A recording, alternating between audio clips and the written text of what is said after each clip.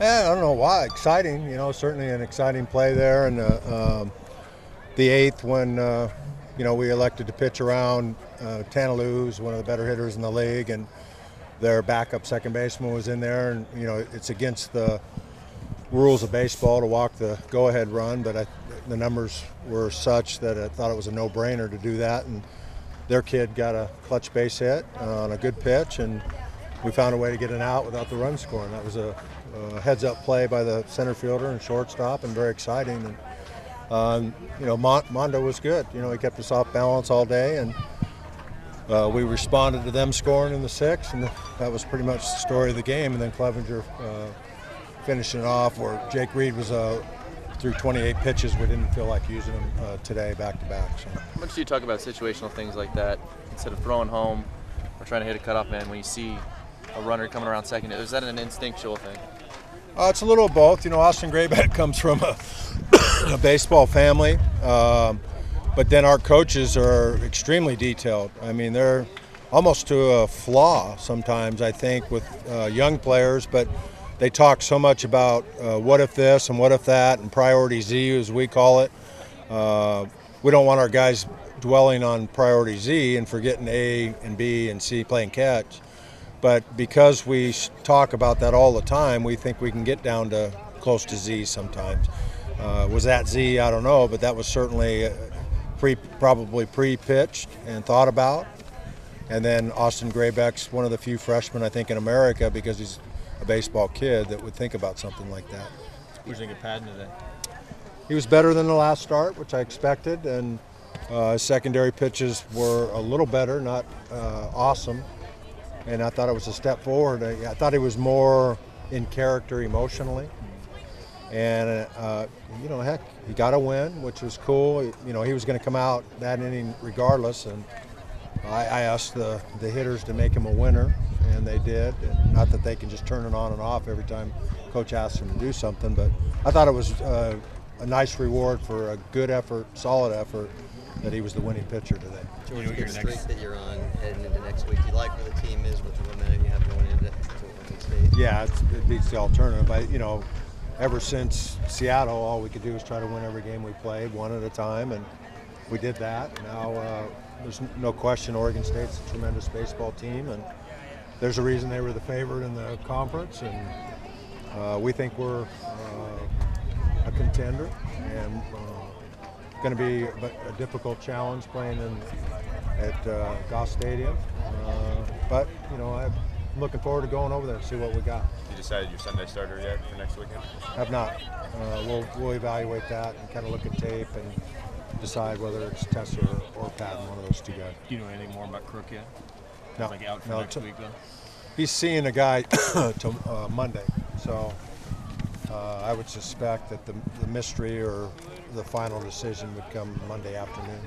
Balta's another big situation as a freshman. He's been in a few of those, and it seems like he's really kind of come through for you in some spots. Yeah, he sure has. He's got a slew of RBIs, and sometimes they come when you don't expect it, and sometimes he throws out.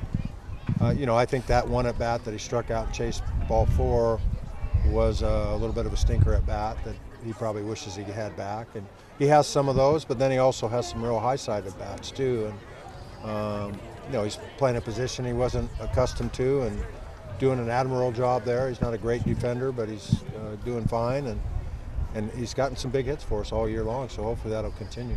You talked before about measuring up to the top of the conference, and Oregon State lost one game to Washington State, and you guys swept them. So is that kind of going into your mind, and was it something that went in your mind before the series? Yeah, I think it stands on its own merit. I think they played him up in Pullman, didn't they? But, a little different deal. We got them here, and they get, everybody likes to play in their own ballpark. And, I don't think that makes us the favorite over Oregon State. That series will stand on its own, and there's no secrets between the two clubs. We know what they like to do. They know what we like to do, and two of America's finest teams right up here, 40 minutes away from one another. I think that's really refreshing. And Joe Ginsante came today to watch the game, and he was part of that whole vision, him and Pat Kilkenny. So the fact that two of America's finest teams are in the state of Oregon. I think it's pretty cool. These defensive substitutions are kind of becoming routine after the 7th, 8th inning. At what point do you kind of decide to go in that direction?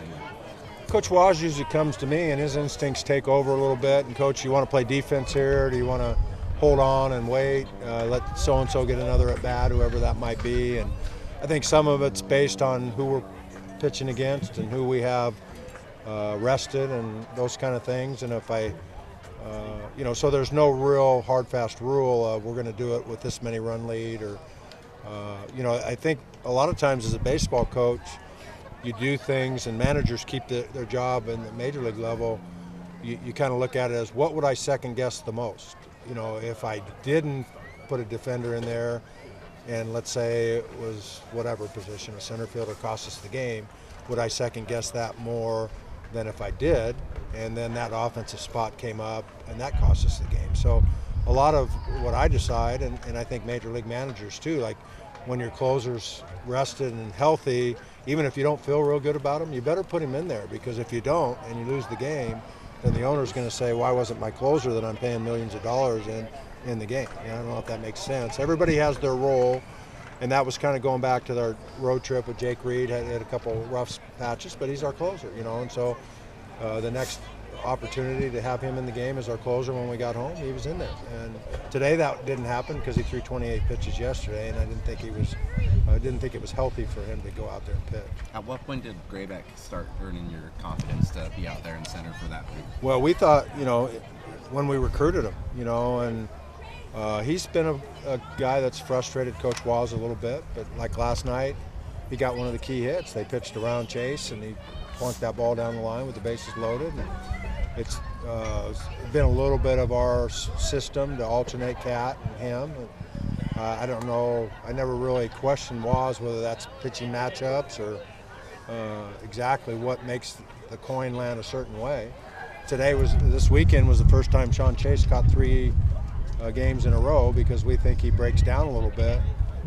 We commended him last night for catching 2 in a row, and I thought he caught a really good game again today, and ended up throwing the guy out on a missed run and hit for the last out of the series. So kudos to Sean. So we're a little bit of a chameleon that things change a little bit, but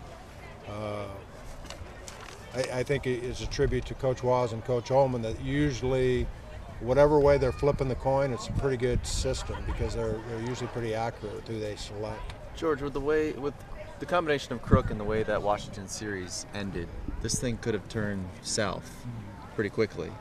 What do you attribute this winning streak and that not happening to? Well, I'm going to get a little melancholy and corny. These kids are unbelievable. The passion that they have. They love each other. They're unselfish. I think they trust their coaching staff. We try to be authentic to them, and they're a mature group. And I keep, the last 3 years has been just a fun position to be the head coach at the University of Oregon. It's nobody seems to care who gets the credit. When they get delegated to the bench, they handle it like real men. When they don't get a successful hit or pitch or whatever, they look the other guy in the eye and ask them to pick them up. And it's all really from the heart. It's not phony stuff. I guess it's a functional family instead of a dysfunctional family. And one of the keys to our success the last 2.5 years has been mental toughness. It hasn't been that we're just physically better than a lot of teams. We win the 7th, 8th, and 9th, and we win the close games typically, and it's been a really good formula. And how do we get that? I'm going to go to my assistant coaches. Coach Stiles gets the mental toughness from the pitchers in his own way. It's not nearly as demanding or standardized as we like to call it. And Coach Waz and Coach Ullman are straightforward and really demanding offensively and defensively with the position players. It's an amazing process with them, and I truly think they do as good a job as any assistants in the country getting the most out of all our kids, fundamentally and emotionally. Coach, do you like where the team's at going to Oregon State next week? Yeah, but that could change. Momentum's as good as they say in baseball. Momentum's as good as the next starting pitcher. They got a guy named Ben Wetzler that's pretty darn good, and so that momentum will end when the anthem plays there, and there'll be some stuff coming out of the stands. I don't think it'll shock everybody. They don't really like us over there a whole lot, so or me or anybody in a Duck uniform. So that's part of the fun of going into that.